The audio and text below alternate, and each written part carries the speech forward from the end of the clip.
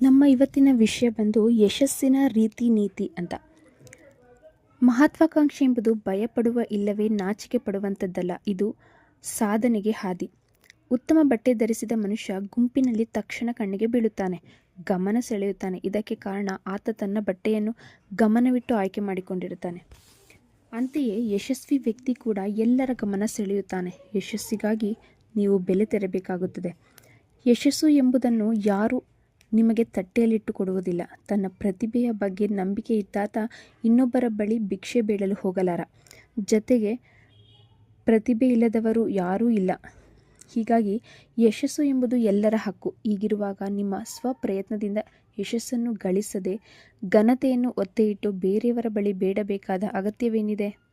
ಶಕ್ತಿ ಹಾಗೂ ಬುದ್ಧಿ ಇರುವಾಗ ಪರೋಪಜೀವಿ ಆಗಬೇಕು ಏಕೆ? ಮಿಲ್ಟನ್ ತನ್ನ 42ನೇ ವರ್ಷದೊಳಗೆ ಸಂಪೂರ್ಣ ಅಂಧನಾಗಿದ್ದ. ಇದರಿಂದ ಸಾಹಿತ್ಯ ರಚನೆಯ ಆತನ ಕನಸು ಭಗ್ನವಾಯಿತು. ಇಂತಹ ತೀವ್ರ ಅಂಗವೈಕಲ್ಯ ಕೂಡ ಆತನ ಉತ್ಸಾಹವನ್ನು ಕೊಲ್ಲಲು ಸಾಧ್ಯವಾಗಲಿಲ್ಲ. ತನ್ನ ಹೆಣ್ಣು ಮಕ್ಕಳಿಗೆ ಪ್ಯಾರಡೈಸ್ ಲಾಸ್ಟ್ ಕೃತಿಯನ್ನು ಉಕ್ತ ಲೇಖನ ನೀಡಿದ. ಅಂದರೆ ಈ ಬ್ಲೈಂಡ್ ಸ್ಟೂಡೆಂಟ್ಸ್ಗಳು ಬರೀತಾರಲ್ಲ, ಒಂಥರ ಇರುತ್ತೆ, ಅವ್ರದ್ದು ರೈಟಿಂಗ್ಸೇ ಬೇರೆ. ಆ ಥರ ಬರೆದು ಕೊಡ್ತಾನೆ ಹೆಣ್ಮಕ್ಳಿಗೆ. ಆ ಕೃತಿ ಮನುಷ್ಯರು ಇರುವವರೆಗೆ ಉಳಿಯುತ್ತದೆ. ಅಂದರೆ ಅವರು ಮತ್ತೆ ಪಬ್ಲಿಷ್ ಮಾಡ್ತಾರೆ ಅದನ್ನು, ಬುಕ್ಸ್ ಮಕ್ಕಳು. ಹೆಲೆನ್ ಕೆಲ್ಲರ್ ಕೂಡ ಕಣ್ಣಿನ ದೋಷದಿಂದ ಬಳಲುತ್ತಿದ್ದಳು. ಆಕೆ ಕೂಡ ಕೊರಗುತ್ತಾ ಕೂರಲಿಲ್ಲ. ಬ್ರೈಲ್ ಕಲಿತು ಅಸಂಖ್ಯ ಪುಸ್ತಕಗಳನ್ನು ಬರೆದು ಹಲವು ಅಂತಾರಾಷ್ಟ್ರೀಯ ಪ್ರಶಸ್ತಿಗಳನ್ನು ಪಡೆದಳು.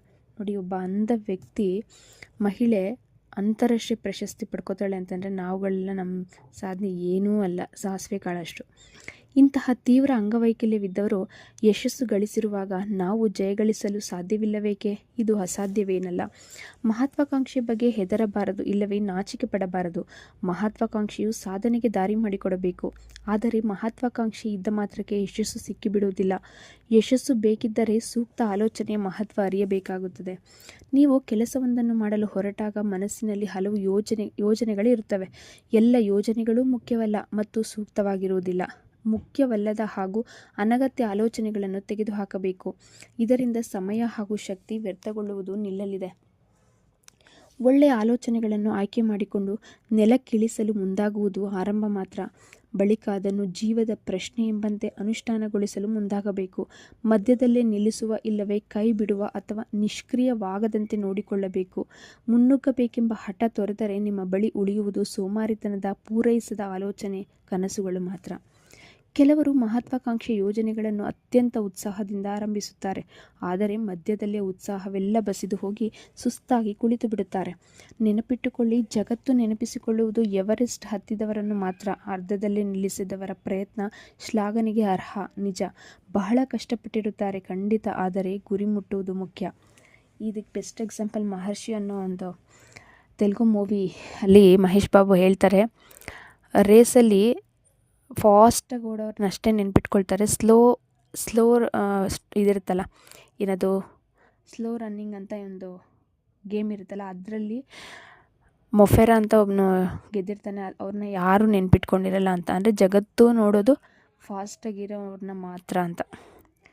ಟ್ಯಾಗೋರ್, ತೇಜಿಂಗ್ ನೋರ್ಗೆ, ಲಿಂಕನ್, ಎಡ್ವರ್ಡ್ ಜೆನ್ನರ್ ಮತ್ತಿತರ ಸಾಧಕರು ಸ್ಮರಣಾರ್ಹರಾಗಿರುವುದು ಹಲವು ಅಡೆತಡೆ ಬಂದರೂ ನಿರಾಶರಾಗದೆ ಅವನ್ನೆಲ್ಲ ಮೀರಿ ತಮ್ಮ ಗುರಿ ಮುಟ್ಟುವುದರಿಂದ. ನಿರಂತರ ಪ್ರಯತ್ನದ ಅಗತ್ಯದ ಬಗೆಗಿನ ಐನ್ಸ್ಟೀನ್ರ ಈ ಮಾತು ಓದಿ. ಯಶಸ್ಸು ಎಂಬುದು 1% ಮಾತ್ರ. ಸ್ಫೂರ್ತಿ 99% ಶ್ರಮದ ಫಲ. ಚೀನಾದ ಗಾದೆಯೂ ಇದನ್ನೇ ಪ್ರತಿನಿಧಿಸುತ್ತದೆ. ಮಹಾತ್ಮರು ದೃಢ ಮನಸ್ಸು ಹೊಂದಿರುತ್ತಾರೆ. ಅಲ್ಪಾತ್ಮರಿಗೆ ಆಶೆಗಳು ಇರುತ್ತವಷ್ಟೇ. ಸುಲಭದ ದಾರಿ ಮೂಲಕ ಯಶಸ್ಸು ಸಿಗುತ್ತದೆ ಎಂದುಕೊಳ್ಳಬಾರದು. ಸಿಕ್ಕರೆ ಅದು ತಪ್ಪೇನಿಲ್ಲ, ಆದರೆ ಕಠಿಣ ಪರಿಶ್ರಮ ಪಡಬೇಕಾದಾಗ ಅದಕ್ಕೆ ಸಿದ್ಧವಿರಬೇಕು. ಇದಕ್ಕೊಂದು ಎಕ್ಸಾಂಪಲ್ ಹೇಳ್ಬೇಕನ್ನಿಸುತ್ತೆ. ತುಂಬ ಜನ ಈಗ ನೆಲದ ಮೇಲೆ ಕುಳಿತುಕೊಂಡಿರೋದು ಅಭ್ಯಾಸ ಮಾಡ್ಕೋತಾರೆ. ಅವರು ಸೋಫಾ ಮೇಲೆ ಅಥವಾ ಚೇರ್ ಮೇಲೆ ಕುತ್ಕೊಳ್ಳೋದಕ್ಕೆ ಕಷ್ಟಪಡಬೇಕಾಗಿಲ್ಲ, ಈಸಿ ಆಗಿಬಿಡುತ್ತೆ. ಅದೇ ತುಂಬ ಲಾಂಗ್ ಟೈಮ್ ಸೋಫಾ ಮೇಲೆ ಅಥವಾ ಚೇರ್ ಮೇಲೆ ಕುತ್ಕೊಂಡಿರೋ ವ್ಯಕ್ತಿ ನೆಲದ ಮೇಲೆ ಕುತ್ಕೊಳ್ಳೋಕ್ಕೆ ಆಗೋದಿಲ್ಲ, ಒದ್ದಾಡ್ತಾನೆ.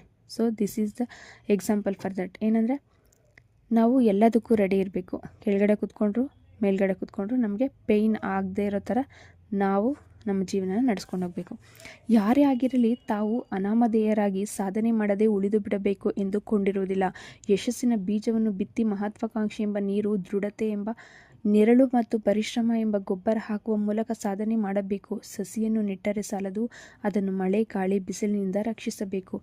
ಇದನ್ನು ಮಾಡಿದ ಬಳಿಕ ಯಶಸ್ಸು ನಿಮ್ಮನ್ನು ದೂರ ಮಾಡಲು ಸಾಧ್ಯವೇ ಇಲ್ಲ. Thank you.